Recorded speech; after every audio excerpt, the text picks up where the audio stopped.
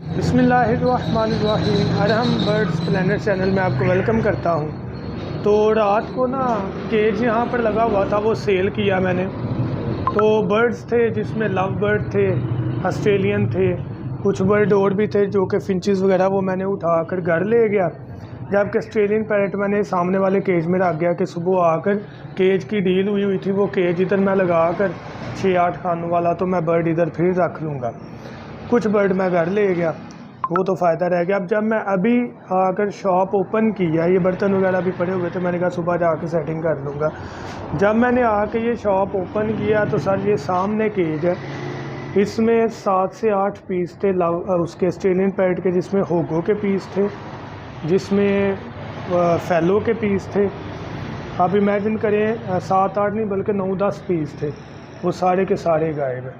اور غائب کیا، یہ اٹیک ہوا ہے چوہے کا، جس نے جالی کو بائٹ کیا ہے، اندر گیا ہے، اور ایک بھی پیس زندہ نہیں ہے۔ اور آئیڈیا اس طرح ہوا ہے کہ یہ ایک پھٹی پڑی ہوئی تھی، اس کے اوپر یہ چوہے کی فنگرز کے پنجوں کے نشانات ہیں۔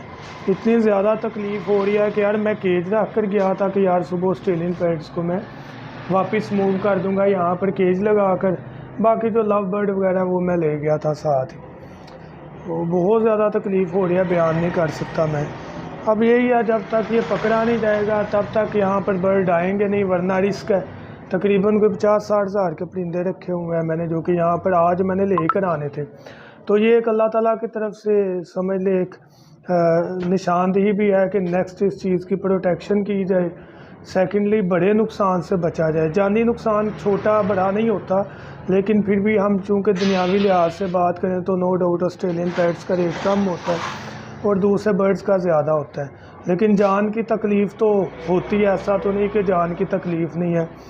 بیٹھ کر بہت تکلیف ہو رہی ہے، دعا کریں اللہ پاک نیکسٹ ایسے کسی نقصان سے بچائیں، اور میں کوشش کرتا ہوں کسی طریقے اس چیز کو پکڑا جائے تاکہ آگے ہم نے جو برڈز رکھنے ہیں وہ محفوظ رہیں۔ تھینک یو سو مچ، دعاؤں میں یاد رکھیے گا۔